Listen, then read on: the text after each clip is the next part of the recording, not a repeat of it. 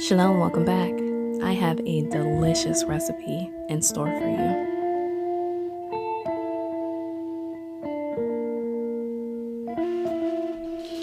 So yes, you've seen it by the title, Japanese Pan Noodles, my style.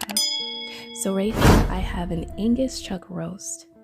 This definitely can feed more than a family of 4. And I'm going to show you how. So what you're going to do is give this a clean wash, and then you're going to bring it back.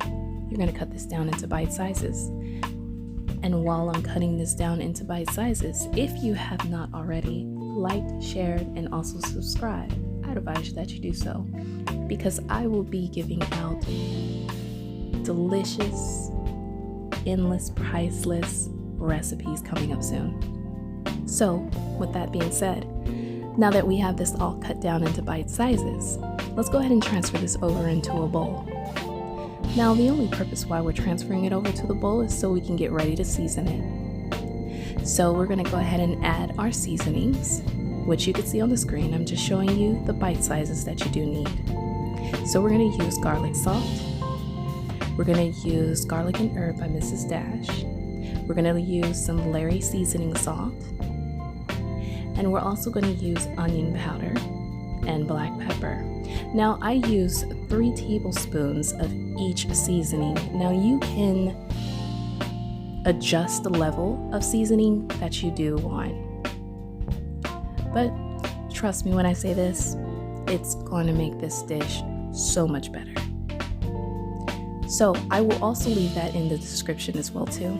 But once you have seasoned all of your meat, now we're going to transfer them over to a wok.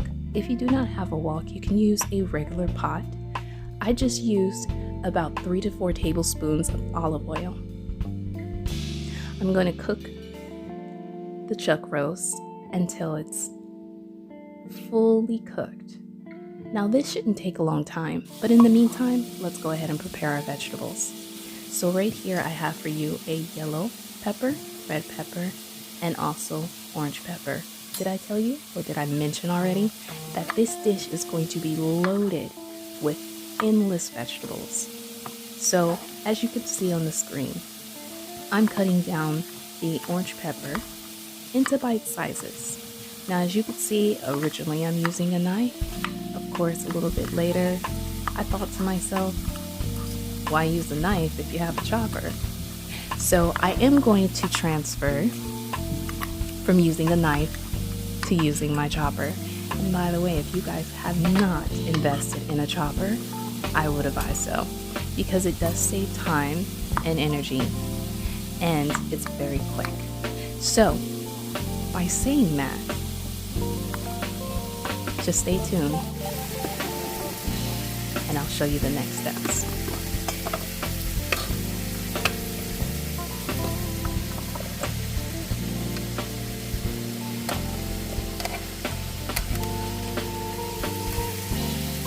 By the way, you can also pick this chopper up at any Walmart. You can get it at Amazon. You can get it anywhere. And I'm telling you, definitely with busy moms, oh yeah, or even busy dads, you know, pick this chopper up. It's going to save you so much time and energy. So by saying that, now that I am finishing up on the peppers, I'm going to be bringing out another vegetable, because like I already mentioned, this dish is loaded with vegetables. So I have an onion right here for you that I'm going to be cutting down into bite sizes. You don't need to make it, you know, the same bite sizes as the peppers. Sometimes that brings a little bit of a different texture, you know, where you're able to get a nice crunch, you know, with an onion, or sometimes get a little bit of pepper as well too. And it kind of balances itself out just by cutting it in different sizes. So you don't need to be perfect. All you just need to do is just make sure all of these vegetables do get in that bowl. So once I've cut my onion down, we're going to go ahead and transfer that right into the bowl. And once we transfer that into the bowl, what I'm going to do now is bring out the next vegetable. So the next vegetable that I'm going to be bringing out is cabbage. Now, cabbage goes well in this dish. It just elevates this dish to another level. So what I'm going to be using is at least half of this cabbage head. Now you can use more if you like, but I thought half of the cabbage would at least give it a good balance.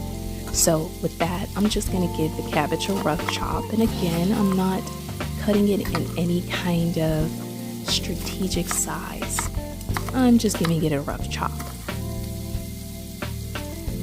And I think with this dish, it's just great that you don't have to be perfect. It's kind of where you just throw all of your vegetables in the bowl and you make it your own.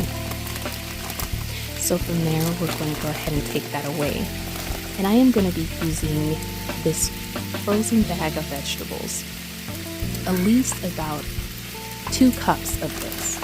And what it is it's blended. It has carrots, broccoli, cauliflower, and yellow squash, and zucchini. So I'd advise that you pick this up as well too, and it's okay if it's frozen, because that's gonna steam away once you add it to the pot, but you'll see that a little later. So as you can see on the screen, my meat is already cooked. So now that it's cooked, let's go ahead and add those vegetables. We're gonna kind of saute, like stir fry these vegetables just for a little bit. So as you can see, I'm adding in all of my fresh vegetables. And now I'm going to be adding in my frozen vegetables.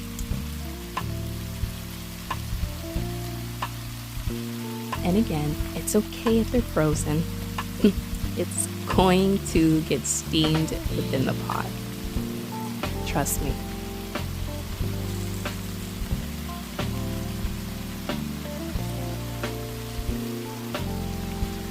Now once you've added all of your vegetables, what you're going to do is give this a quick toss. And you're going to let this cook at least for a good 2 to 3 minutes, or until you actually start seeing that the cabbage is a little translucent. As you can see on the screen, I'm giving this a quick toss. And the reasons being is because I want all of those juices from the chuck roast to get incorporated with all of those lovely, delicious vegetables.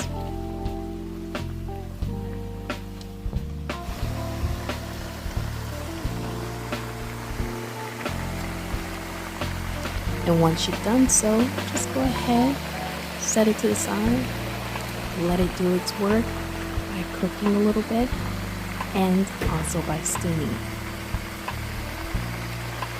Now this process should not take that long. So in the meantime, and between time, what we're gonna do is, once it has basically cooked down just a little bit, we're gonna add at least about 2 cups of water. Now, so the water depends on how much gravy or how much sauce that you want. So make sure you gauge it. With that being said, let's go ahead and add some other ingredients. So here I'm actually using vegetarian oyster sauce. I put it on the screen so you could see it.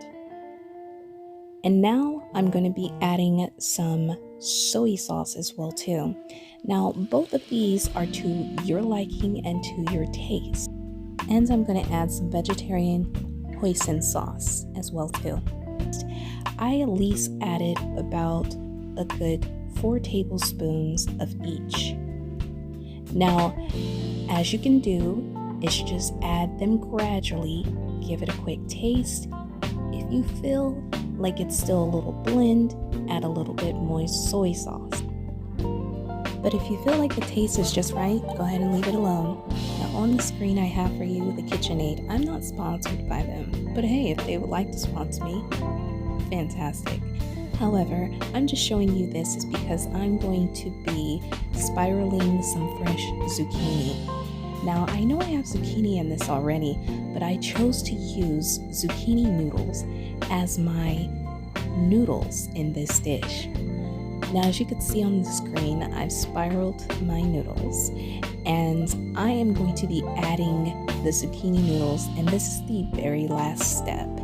You're only going to really incorporate the zucchini noodles if you like a crunch to your noodles, like a little texture. All you're going to do is just add it into the broth, let it steam for about 5 minutes, and that's it. You will have yourself a delicious, tasty dish. So with that, you guys, I definitely hope you enjoyed. I hope you like, share, also comment, and subscribe. And with that, like I always say, stay strong, stay healthy, stay in the spirit, and I will see you in the next video. Shalom.